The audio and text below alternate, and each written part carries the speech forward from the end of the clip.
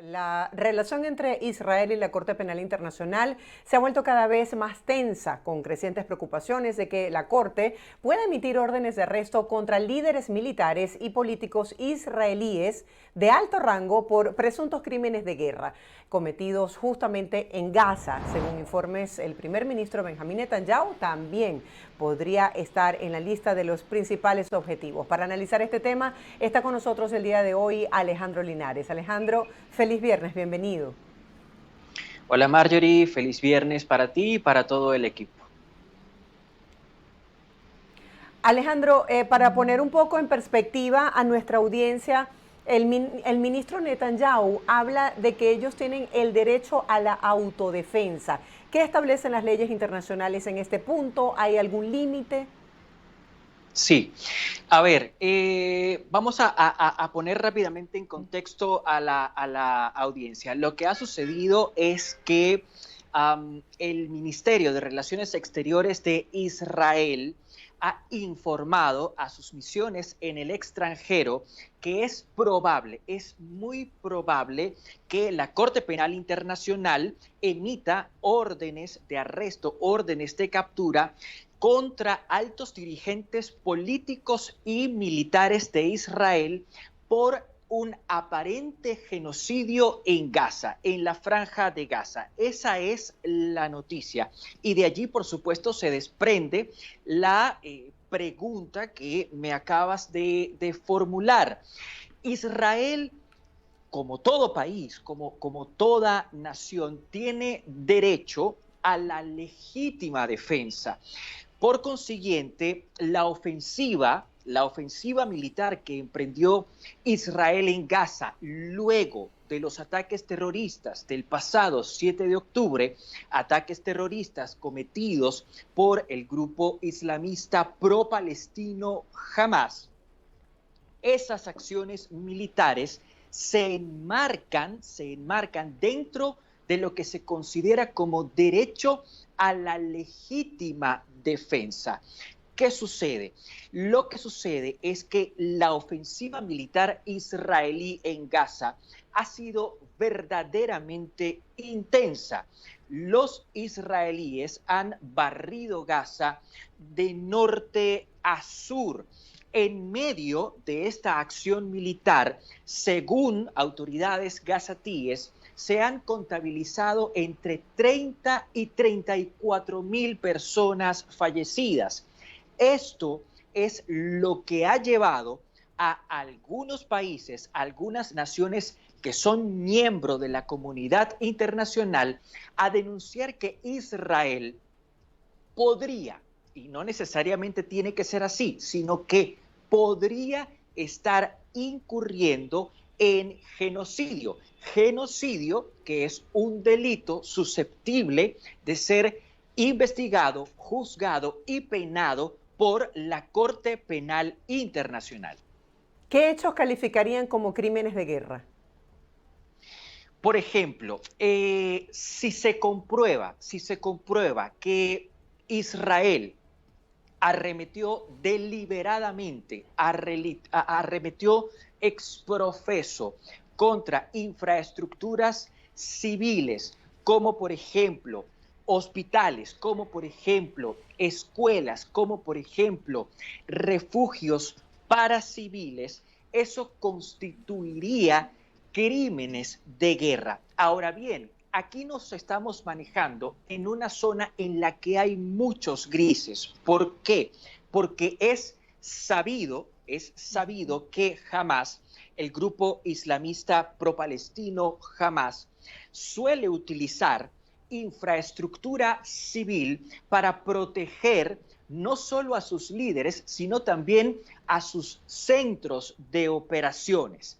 Esa realidad convierte en muchas ocasiones esas infraestructuras civiles en objetivos militares legítimos. Por eso, la investigación que ha de conducir el fiscal de la Corte Penal Internacional debe buscar, sobre todo, determinar si Israel actuó contra infraestructura civil porque simplemente quiso hacerlo o porque realmente había una causa que justificaba esa arremetida, esa ofensiva contra la infraestructura civil. Ahora, así como se tiene que estudiar eso del lado israelí, del lado de Hamás también se tienen que hacer investigaciones, es decir, la Corte Penal Internacional, sobre todo la oficina del fiscal Karim Khan, tiene que evaluar la forma en la que Hamás actuó durante su arremetida terrorista del 7 de octubre.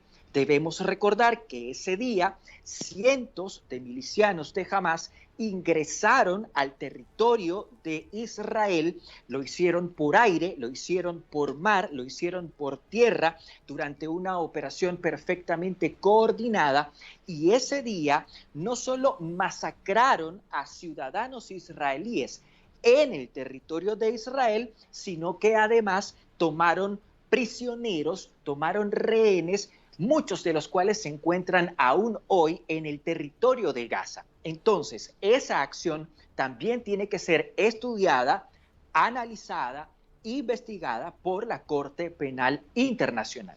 ¿Puede Israel evitar la intervención de la Corte Penal Internacional?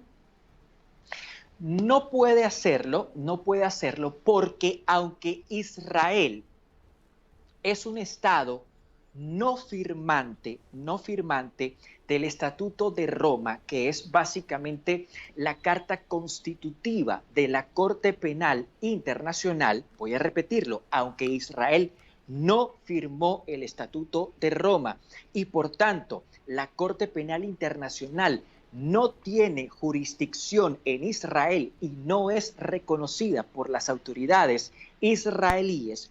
Si mal no recuerdo, hacia el año 2015, Palestina se adhirió al Estatuto de Roma y por lo tanto lo que viene siendo Gaza, que es un territorio palestino, como también Cisjordania, es un área o son áreas en las que la Corte Penal Internacional sí tiene jurisdicción. Por lo tanto, si los crímenes se cometieron, se llegaron a cometer, bien en Gaza, bien en Cisjordania, la Corte Penal Internacional tiene jurisdicción para estudiar esos posibles crímenes. ¿Cuál es el papel que juegan en todo caso organizaciones como la ONU o la Unión Europea o la comunidad internacional en general bajo este contexto? Bueno, en el caso de la ONU hay que recordar que la Corte Penal Internacional es un tribunal que pertenece al sistema onusiano. Entonces, si la Corte Penal Internacional actúa emprendiendo una investigación por supuestos crímenes de guerra o por supuesto genocidio en Gaza, allí estaría actuando, por ende, el sistema onusiano. En cuanto a la Unión Europea o a la comunidad internacional, como tú bien la denominas, lo que podrían hacer, en mi opinión, son dos cosas. Por un lado, presionar a Israel, presionar al primer ministro Netanyahu para que la ofensiva militar en Gaza sea menos intensa, para que se negocie en el plazo más corto posible un alto al fuego temporal y, por supuesto, para que se respete el derecho internacional aún en medio de la guerra. Debemos recordarle a la audiencia que el derecho internacional no niega la posibilidad de hacer la guerra, pero sí la regula. Y es importante que esas normas que regulan la guerra sean cumplidas tanto por Israel como por el grupo terrorista islámico Hamás, que en este caso son las partes que están involucradas en el conflicto. La presión que puede ejercer la comunidad internacional y esta investigación que hace la Corte Penal pudiesen incidir para que se dé ese acuerdo de paz, esas negociaciones.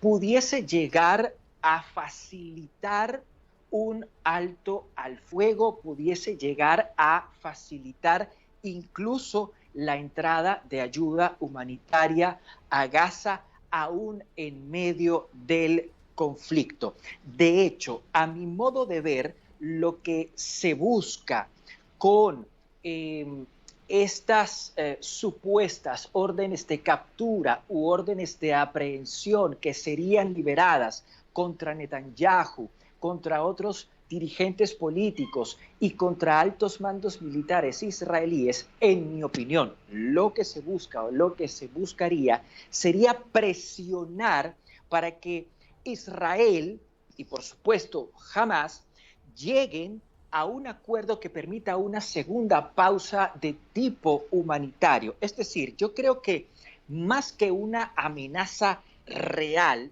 lo que se está buscando es decirle a Netanyahu, a su equipo de trabajo y a sus líderes militares, hey, esto está aquí, esto podría ocurrir, vamos a evitar que esto ocurra. ¿Cómo? Por una parte, desescalando o por lo menos aminorando la intensidad de los ataques militares en Gaza y por otro lado, aceptando o terminando de acordar una pausa humanitaria no definitiva, pero sí temporal. Países como el caso de Colombia rompió relaciones con Israel por considerar que la guerra pues se ha desbordado en esta zona. Quisiera que habláramos un poco acerca de los derechos de la población civil en esta zona de conflicto. Sí, bueno, a ver, evidentemente la población civil, los civiles, los no combatientes, se encuentran protegidos por el derecho internacional. El derecho internacional, palabras más, palabras menos, dice que en un conflicto armado, ninguna de las partes que están involucradas en ese conflicto deben arremeter contra los civiles o contra las infraestructuras en las que se refugia o se atiende a civiles. Eso es lo que dice el derecho internacional. Ahora, ¿qué es lo que ha sucedido, por ejemplo, en el caso del gobierno de Colombia y del gobierno de Israel? En Colombia tenemos a un presidente que es el señor Gustavo Petro, un presidente que hizo historia porque es el primer líder de izquierda que llega a la presidencia de Colombia. Por ser de izquierda, Gustavo Petro tiene una tendencia que es más pro-Palestina que pro-israelí. Y ante la posibilidad, voy a decir esto muy enfáticamente, es una posibilidad, ante la posibilidad de que se estén cometiendo crímenes de guerra o genocidio en Gaza, que es una región de Palestina, es que el presidente Petro, cuya tendencia es más pro-palestina que pro-israelí, ha tomado la decisión de romper relaciones políticas y diplomáticas con Israel. Alejandro, ¿cuál es el estatus actual de la guerra? Fíjate, Marjorie, en este momento el conflicto se centra sobre todo en el sur de la Franja de Gaza. Los israelíes, su ejército, han barrido Gaza de norte a sur. La ofensiva militar que inició precisamente el 7 de octubre como respuesta a los ataques terroristas de Hamas, esa ofensiva comenzó al norte de Gaza y desde esa zona los israelíes se han ido desplazando, se han ido moviendo muy progresivamente hacia el sur. En este momento, lo repito, la ofensiva militar israelí se focaliza en el sur de la Franja de Gaza, sobre todo en las áreas cercanas a Rafah, una ciudad, una localidad que está en el sur de Gaza y que limita con Egipto. ¿Cuál es la preocupación? La preocupación es que todos esos ciudadanos gazatíes que estaban en el norte o que estaban en el centro de Gaza, conforme avanzó la guerra, conforme avanzó el ejército israelí, se vieron obligados a movilizarse desde el norte hasta el centro y posteriormente hasta el sur. Al día de hoy hay miles de personas que se encuentran congregadas, concentradas, vale decir refugiadas en el sur de Gaza, sobre todo en la ciudad de Rafah. Esas personas prácticamente no tienen a dónde ir. ¿Por qué digo que no tienen a dónde ir? Porque no pueden cruzar hacia Israel, pero tampoco pueden cruzar hacia Egipto. Por lo tanto, si Israel y su ejército decidieran emprender de manera definitiva una ofensiva militar de alta intensidad sobre Rafah, esa decisión pondría en riesgo a las miles de personas que al día de hoy se encuentran refugiadas en Rafah. Bajo esta situación actual, ¿han tomado ya partido Irán, Hezbollah? Y quisiera saber si se pudiese dar ese momento clave en el que otras naciones se sumen a lo que significa esta guerra y escale el conflicto. A ver, ya de hecho Estados Unidos está involucrada o involucrado en el conflicto desde el comienzo, desde el principio. Y digo que está involucrada o involucrado en el conflicto porque el presidente Joe Biden ha garantizado su apoyo irrestricto a Israel y al gobierno del presidente Benjamin Netanyahu.